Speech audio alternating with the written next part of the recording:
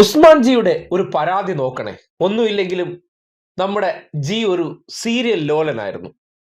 കേരളത്തിൽ ഒരു സർക്കാർ ഭരിച്ച് സമസ്ത മേഖലയിലും അതിന്റെ വികസനത്തെക്കുറിച്ച് ചർച്ച ചെയ്തു തുടങ്ങിയപ്പോൾ ഉസ്മാൻജി കണ്ടുകൊണ്ടിരുന്ന സീരിയലിലൊക്കെ ഇപ്പോ സർക്കാരിനെ കുറിച്ചുള്ള വാചകം വന്നത്രേ. അത് കേട്ട് ഞെട്ടിപ്പോയത്രേ. ഒരു സീരിയൽ പോലും ഈ സർക്കാരിന്റെ വികസന പ്രവർത്തനം കൊണ്ട് എനിക്ക് കാണാൻ പറ്റാത്ത അവസ്ഥയായിപ്പോയത്രേ. അതെ, അല്ല, ഞങ്ങൾ പല സീരിയലും ഇപ്പൊ കാണുന്നില്ല. അതുകൊണ്ട് നേരത്തെ കണ്ടുകൊണ്ടിരുന്ന സീരിയൽ ഇന്ന് കെ സി വേണുപോലെ പറഞ്ഞു. അദ്ദേഹം 10 മണി 10:30 കഴിഞ്ഞിട്ടല്ലേ ആ സീരിയലിന്റെ പേരെന്താ, ഒരു സീരിയൽ കാണുമായിരുന്നു. ഇപ്പൊ ഇത് കാണുന്നില്ല എന്ന് പറഞ്ഞത്.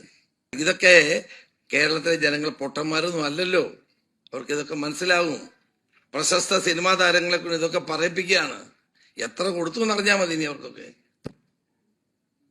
ഇതൊക്കെ കേരളത്തിലെ ജനങ്ങൾ തിരിച്ചറിയും. സീരിയൽ പോലും കാണാൻ വയ്യ. ഇല്ല ഷാമി, സീരിയലിനകത്ത് സർക്കാരിന്റെ പെൻഷൻ കിട്ടിയോണ്ട് ജീവിക്കുകയാണെന്ന് പറയാ. എനിക്ക് മനസ്സിലാവുന്നില്ല ഇത് എന്തൊക്കെ കേരളത്തിൽ നടക്കുന്നത്. സീരിയലിനകത്ത് പറയുക കുടുംബശ്രീയിൽ നിന്ന് സഹായം കിട്ടിയോണ്ടാണ്, സർക്കാർ സഹായിച്ചുകൊണ്ടാണ് ഞങ്ങൾ ഇവിടെ വന്ന് ഈ സാധനം വാങ്ങിക്കുന്നതെന്ന് പറയുക. ഇത് സ്പോൺസേഡ് കണ്ടന്റ് ആണെന്ന് കാണികൾക്ക് മനസ്സിലാകുന്ന രീതിയിൽ എഴുതി കാണിക്കാനുള്ള സാമാന്യ മര്യാദ പോലും ഇല്ലാതെയാണ് ഈ പണം മുഖ്യധാരാ പത്രങ്ങളും ചാനലുകളും നടത്തുന്നത് എന്നത് ദൗർഭാഗ്യകരമായ കാര്യമാണ്. മുഖ്യധാരാ മാധ്യമ പ്രവർത്തകരെ ഉപയോഗിച്ചുകൊണ്ട് സ്പോൺസേഡ് കണ്ടന്റുകൾ സംപ്രേഷണം ചെയ്ത് ജനങ്ങളിൽ തെറ്റിദ്ധാരണ ഉണ്ടാക്കാനുള്ള ശ്രമം ഗവൺമെന്റ് അവസാനിപ്പിക്കണം. ഇത് പത്രങ്ങളെ ഞാൻ കുറ്റപ്പെടുത്തുന്നില്ല. പത്രങ്ങൾക്ക് പരസ്യം കൊടുത്താൽ അവർക്ക് എടുക്കേണ്ടി വരും. ചാനലുകൾക്ക് പരസ്യം കൊടുത്താൽ അവർക്ക് എടുക്കേണ്ടി വരും. ഞങ്ങൾ കൊടുത്താലും എടുക്കേണ്ടി വരും. ആര് കൊടുത്താലും എടുക്കേണ്ടി വരും. കൊടുക്കുന്നവർക്കൊരു മര്യാദ വേണം.